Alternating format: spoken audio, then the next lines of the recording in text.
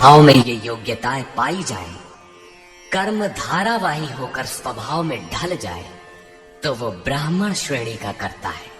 तथा शौर्यं तेजो धृतिर्दाक्षं युद्धे चाप्यपलायनम् दानमीश्वरभावश्च क्षात्रं कर्म स्वभावजम्। शूरवीरता, ईश्वरीय तेज का मिलना, धैर्य, चिंतन में दक्षता अर्थात कर्मसु कौशलम, कर्म करने में दक्षता, प्रकृति के संघर्ष से न भागने का स्वभाव, दान अर्थात सर्वस्व का समर्पण, सब भावों पर स्वामी भाव अर्थात ईश्वर भाव, ये सब क्षत्रिय के स्वभावजम, स्वभाव से उत्पन्न हुए कर्म है। स्वभाव में ये योग्यताएं पाई जाती हैं तो वो कर्ता क्षत्रिय है। अब प्रस्तुत है वैश्य तथा शूद्र का स्वरूप।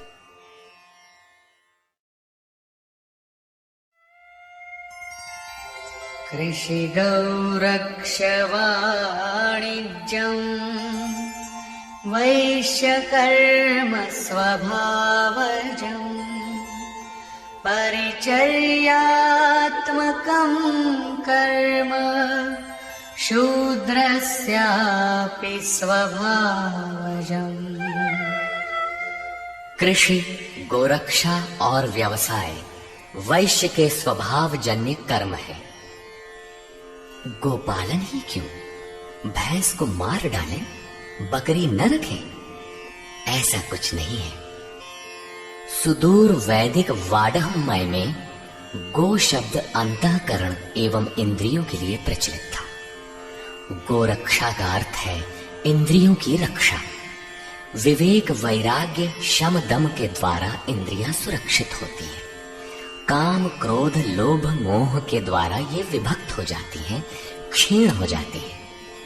आत्मिक संपत्ति ही स्थिर संपत्ति है। ये अपना निज धन है जो एक बार साथ हो जाने पर सदैव साथ देती है। प्रकृति के द्वंद्वों में से उनका शनैः शनैः संग्रह करना व्यवसाय है। विद्या धनम सर्वधन प्रधानम, इसे अर्जित करना वाणिज्य है। खेती, शरीर ही एक क्षेत्र है। इसके अंतराल में बोया हुआ बीज संस्कार रूप में भला बुरा जमता है। अर्जुन, इस निष्काम कर्म में बीज अर्थात आरंभ का नाश नहीं होता। परम तत्व के चिंतन का जो बीज इस क्षेत्र में पड़ा है, उसे सुरक्षित रखते हुए इसमें आने वाले विजातीय विकारों का निराकरण करते जाना खेती है। अपने से उन्नत अवस्था वाले, प्राप्ति वाले गुरुजनों की सेवा करना शूद्र का स्वभावजन्य कर्म है। शूद्र का अर्थ नीच नहीं अपितु अल्पज्ञ है। निम्न श्रेणी का साधक ही शूद्र है। प्रवेशिका श्रेणी का वो साधक परिचर्या से ही आरंभ करे। स्वभाव परिवर्तनशील है। स्वभाव के परिवर्तन के साथ वर्ण परिवर्तन हो जाता है। वस्तुतः ये वर्ण अति उत्तम, उत्तम, मध्यम और निकृष्ट 4 अवस्थाएं हैं। कर्म पथ पर चलने वाले साधकों की ऊंची नीची 4 सीढ़ियां हैं, क्योंकि कर्म एक ही है, नियत कर्म। श्री कृष्ण कहते हैं कि परम सिद्धि की प्राप्ति का यही एक रास्ता है कि स्वभाव में जैसी योग्यता है वहीं से लगे। इसको देखें।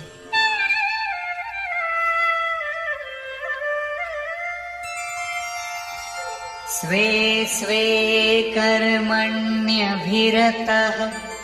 संसिद्धिं लभते नरः स्वकर्मनिरतः सिद्धिं यथा विन्दति तच्छृणु। अपने अपने स्वभाव में पाई जाने वाली योग्यता के अनुसार कर्म में लगा हुआ मनुष्य संसिद्धिम, भगवत प्राप्ति रूपी परम सिद्धि को प्राप्त होता है। पहले भी कहे आए हैं, इस कर्म को करके तू परम सिद्धि को प्राप्त होगा। कौन सा कर्म करके? अर्जुन, तू शास्त्र विधि से निर्धारित कर्म, यज्ञार्थ कर्म कर। अब स्वकर्म करने की क्षमता के अनुसार कर्म में लगा हुआ मनुष्य परम सिद्धि को किस प्रकार प्राप्त होता है, वो विधि तू मुझसे सुन। ध्यान दे। यतः प्रवृत्तिर्भूतानां येन सर्वमिदं ततं स्वकर्मणा तमभ्यर्च्य सिद्धिं विन्दति मानवः। जिस परमात्मा से सब भूतों की उत्पत्ति हुई, जिससे ये संपूर्ण जगत व्याप्त है, उस परमेश्वर को स्वकर्मणा, अपने स्वभाव से उत्पन्न हुए कर्म के द्वारा अर्चन कर परम सिद्धि को प्राप्त होता है। अतः परमात्मा की भावना और परमात्मा का ही सर्वांगीण अर्चन और क्रमशः चलना आवश्यक है। जैसे कोई बड़ी कक्षा में बैठ जाए तो छोटी भी खो देगा और बड़ी तो मिलेगी ही नहीं। अतः इस कर्म पथ पर सोपानशः चलने का विधान है। जैसे अध्याय 18 के 6 श्लोक में। इसी पर पुनः बल देते हुए कहते हैं कि आप अल्पज्ञ ही क्यों ना हो, वहीं से आरंभ करें। वो विधि है परमात्मा के प्रति समर्पण।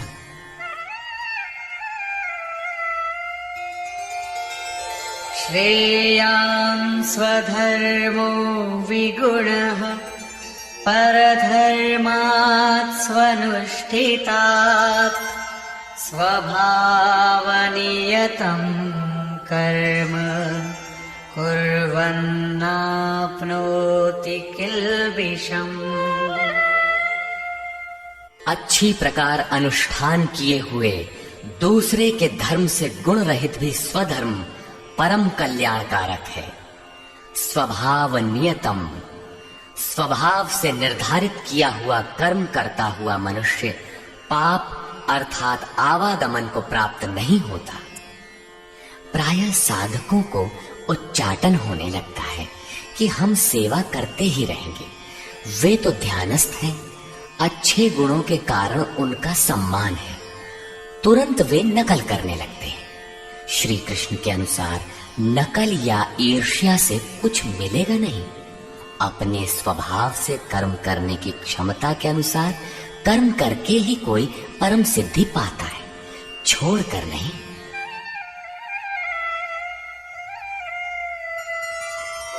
सहजं कर्म कौन्तेय सदोषमपि न त्यजेत् सर्वारम्भा हि दोषेण धूमेनाग्निरिवावृताः। कौन्तेय, दोष युक्त अल्पज्ञ अवस्था वाला है तो सिद्ध है कि अभी दोषों का बाहुल्य है। ऐसा दोष युक्त भी सहजम कर्म, स्वभाव से उत्पन्न सहज कर्म को नहीं त्यागना चाहिए, क्योंकि धुएं से अग्नि के सदृश सभी कर्म किसी न किसी दोष से आवृत्त हैं। ब्राह्मण श्रेणी ही सही, कर्म तो करना पड़ रहा है। स्थिति नहीं मिली तब तक दोष विद्यमान है, प्रकृति का आवरण विद्यमान है। दोषों का अंत वहां होगा जहां ब्राह्मण श्रेणी का कर्म भी ब्रह्म में प्रवेश के साथ विलय हो जाता है। उस प्राप्ति वाले का लक्षण क्या है जहां कर्मों से प्रयोजन नहीं रह जाता?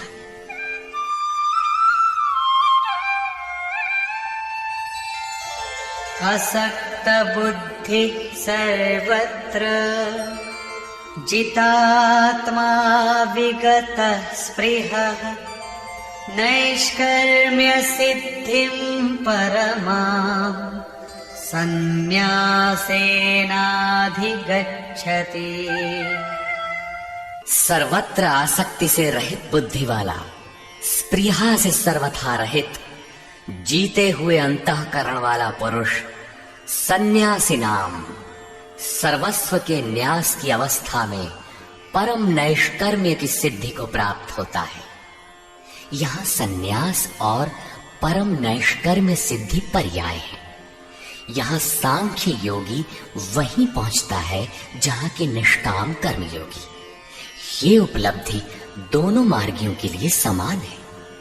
अब परम नैष्कर्म्य सिद्धि को प्राप्त हुआ पुरुष जैसे ब्रह्म को प्राप्त होता है, उसका संक्षेप में चित्रण करते हैं।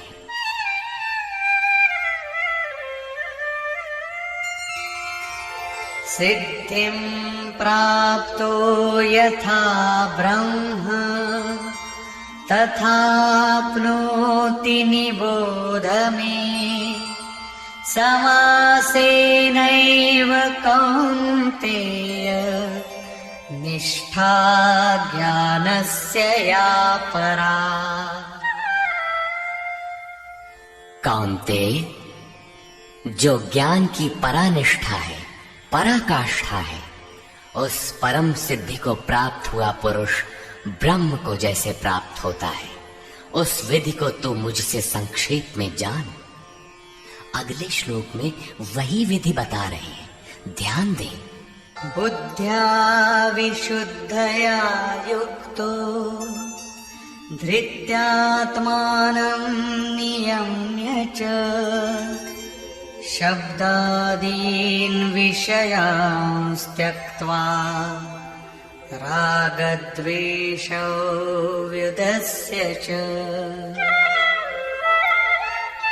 विविक्तसेवी लघ्वाशी यत वाक्कायमानसः ध्यानयोगपरो नित्यम् वैराग्यं समुपाश्रितः।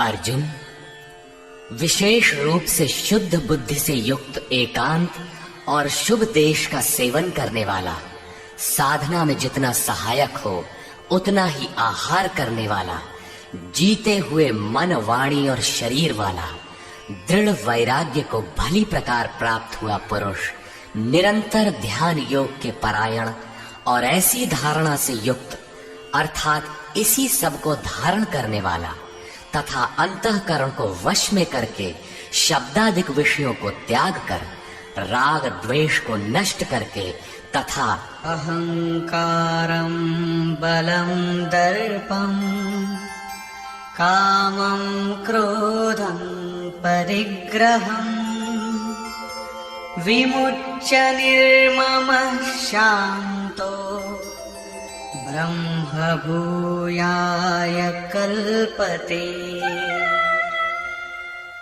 अहंकार, बल, घमंड, काम, क्रोध, बाह्य वस्तुओं और आंतरिक चिंतनों का त्याग कर ममता रहित शांत अंतःकरण हुआ पुरुष पर ब्रह्म के साथ एक ही भाव होने के लिए योग्य होता है। आगे देखें।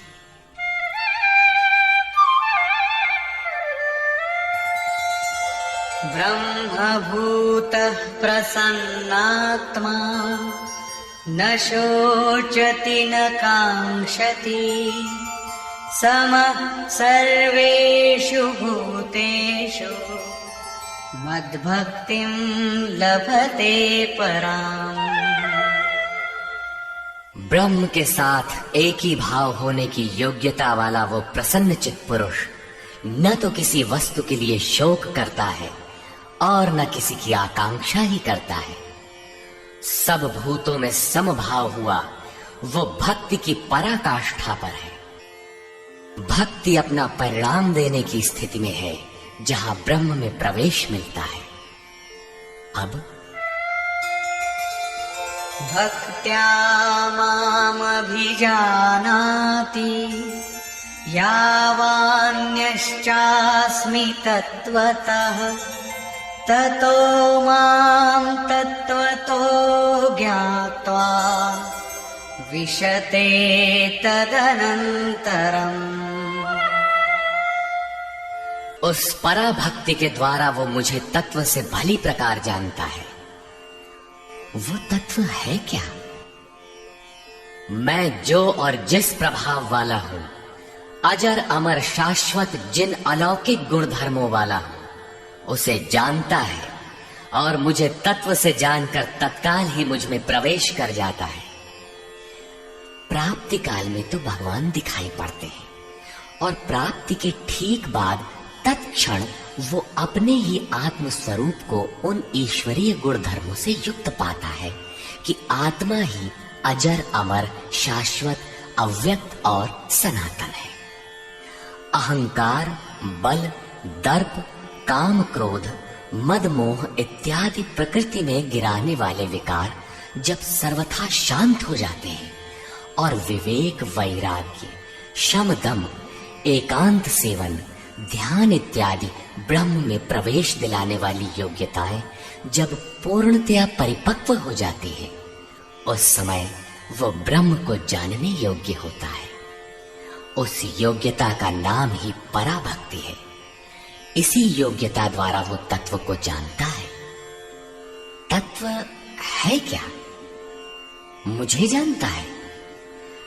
भगवान जो है, जिन विभूतियों से युक्त है, उसे जानता है और मुझे जानकर तत्क्षण मुझ में ही स्थित हो जाता है। अर्थात ब्रह्म, तत्व, ईश्वर, परमात्मा और आत्मा एक दूसरे के पर्याय हैं। एक की जानकारी के साथ ही इन सब की जानकारी हो जाती है।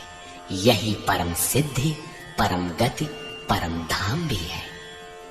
अतः गीता का दृढ़ निश्चय है कि सन्यास और निष्काम कर्म योग दोनों ही परिस्थितियों में परम नैष्कर्म्य सिद्धि को पाने के लिए नियत कर्म अर्थात चिंतन अनिवार्य है। अब तक तो सन्यासी के लिए भजन चिंतन पर बल दिया और अब समर्पण कहकर उसी वार्ता को निष्काम कर्मयोगी के लिए भी कहते हैं।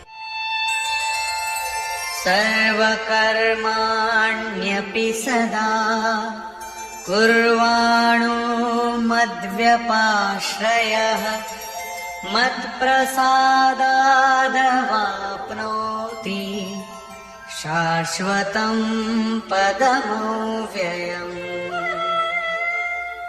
मुझ पर विशेष रूप से आश्रित हुआ पुरुष संपूर्ण कर्मों को सदा करता हुआ, लेश मात्र भी त्रुटि न रख कर करता हुआ, मेरे कृपा प्रसाद से शाश्वत अविनाशी परम पद को प्राप्त होता है। कर्म वही है, नियत कर्म, यज्ञ की प्रक्रिया। पूर्ण योगेश्वर सद्गुरु के आश्रित साधक उनके कृपा प्रसाद से शीघ्र पा जाता है।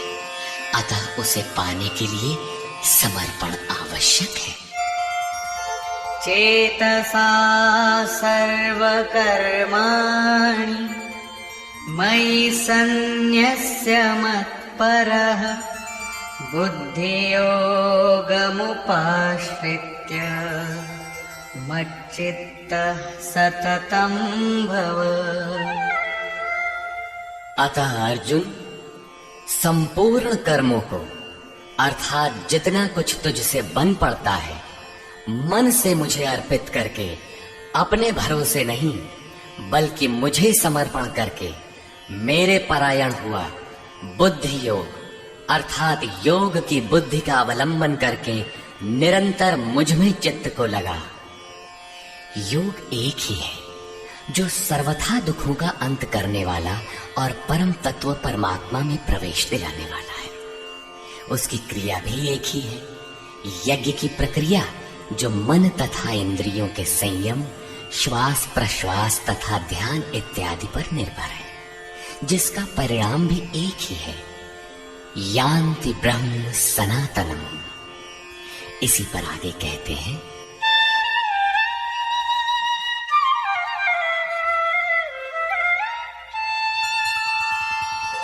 मच्चित्तः सर्वदुर्गाणि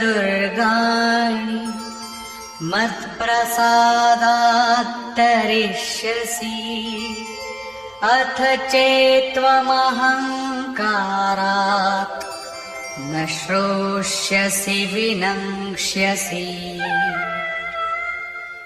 इस प्रकार मुझ में निरंतर चित्त को लगाने वाला होकर तू मेरी कृपा से मन और इंद्रियों के संपूर्ण दुर्गों को अनायास ही तर जाएगा।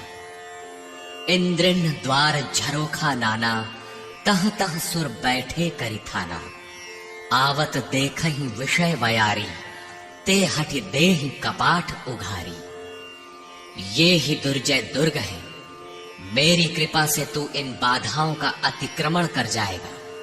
किंतु अहंकारवश यदि तू मेरे वचनों को नहीं सुनेगा तो विनष्ट हो जाएगा, परमार्थ से च्युत हो जाएगा। पुनः इसी पर बल दे।